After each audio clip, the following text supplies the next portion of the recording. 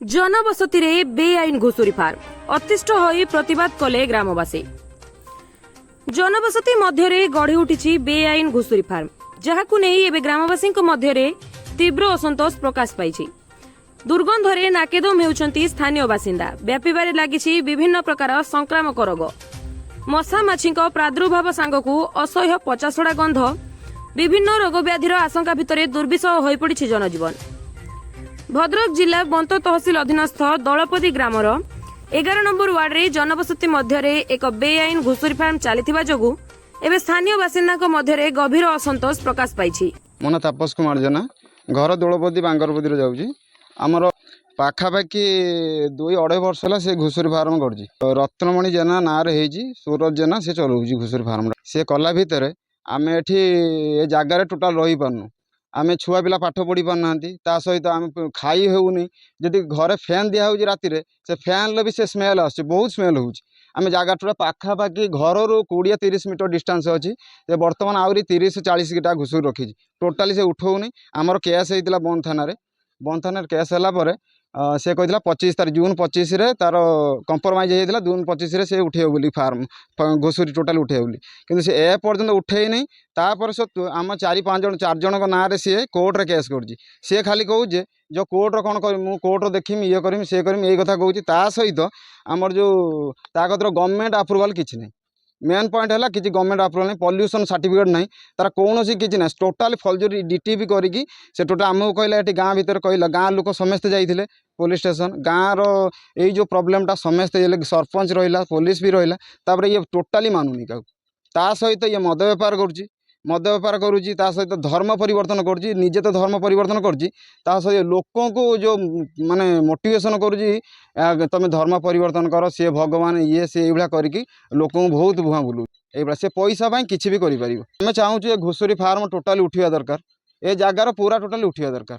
Notice देती August 5 रे आम अगस्ट 5 पर रही किमी बुझिपारे आम ये पाखापाखि गाँव पाखापाखि हाँ 300-400 लोक हे 2023 मे जुलाई जून भीतर कर फार्मटा आम जान ना घुसुरी फार्म कला बेले ये प्रोब्लेम हुए किए जानी अप्रूवाल देला कि गाँ लोक तो कहीं सिग्नेचर देना जो आम अच्छी घर 8-10टा घर जो अच्छा घर अच्छी घर लोक सिग्नेचर मारिया दरकार ना नहीं गवर्नमेंट अप्रूवाल किसी रहा दरकार ना नहीं कौन गवर्नमेंट अप्रूवाल दब घर पाखर घुसुरी फार्म निहाती आवश्यक सीटा बहुत आम बहुत हैरान हो टोटाल रही पारनु से घुसुर जो आवाज होमें टोटाल ये रही पारनु।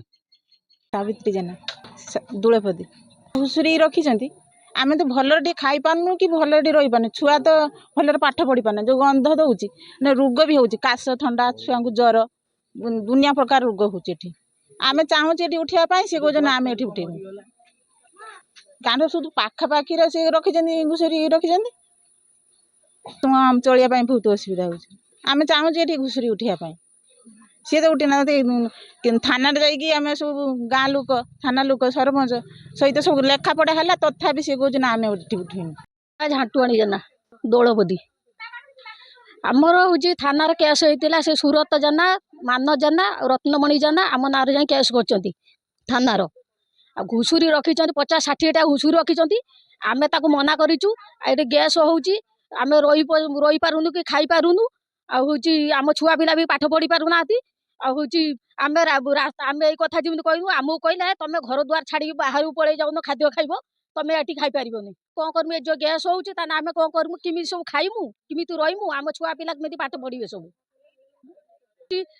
जो मैला खाद्य ये कुकुड़ा मला कुकुड़ा पुंटी सब जिनस आणिक 50 जिनस आणिक सब पकाऊ आम रही पारुनी जो काश हो नाकर बिंडा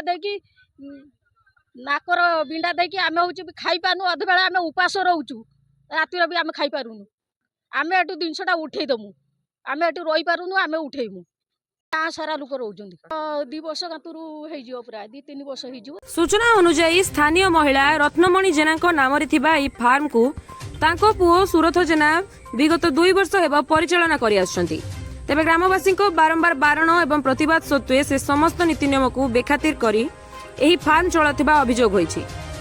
घुसुरी गुड़िकर मलमूत्र एवं सेमानकु दिया जाउथिबा 50टा खाद्यरू निर्गत होउथिबा दुर्गंध जोगु ସ୍ଥାନୀୟ ଲୋକେ ନିଜ ଘରେ ରହିବା ମଧ୍ୟ କଷ୍ଟକର ହୋଇପଡ଼ିଛି। ବିଶେଷ କରି କମଳମତୀ ଶିଶୁ ଏବଂ ବୃଦ୍ଧ ବୃଦ୍ଧାମାନେ ବିଭିନ୍ନ ସ୍ୱାସ୍ଥ୍ୟଗତ ସମସ୍ୟାର ସମ୍ମୁଖୀନ ହେଉଛନ୍ତି। ତେବେ ସବୁଠାରୁ ଆଶ୍ଚର୍ଯ୍ୟର କଥା ହେଉଛି ଯେ ଜନବସତି ଅଞ୍ଚଳରେ ଏଭଳି ଏକ ଫାର୍ମ କରିବା ପାଇଁ ସମ୍ପୃକ୍ତ ପରିବାର ପାଖରେ କୌଣସି ବି ବୈଧ ସରକାରୀ ଅନୁମତି ପତ୍ର ବା ଲାଇସେନ୍ସ ନାହିଁ। ନିଜର ବ୍ୟକ୍ତିଗତ ସ୍ୱାର୍ଥ ପାଇଁ ସମଗ୍ର ଗାଁର ସ୍ୱାସ୍ଥ୍ୟକୁ ବାଜି ଲଗାଯାଇଛି। ତେବେ ବେଆଇନ କାର୍ଯ୍ୟର ପ୍ରତିବାଦ କରି ଏବଂ ନିଜର ସ୍ୱାସ୍ଥ୍ୟ ରକ୍ଷା ଦାବିରେ ଗ୍ରାମବାସୀମାନେ ଜିଲ୍ଲା ପ୍ରଶାସନର ଦୃଷ୍ଟି ଆକର୍ଷଣ କରି ଏହି ବେଆଇନ ଫାର୍ମ ବିରୋଧରେ ଆଇନଗତ କାର୍ଯ୍ୟାନୁଷ୍ଠାନ ଗ୍ରହଣ କରିବାକୁ ଦାବି କରିଛନ୍ତି।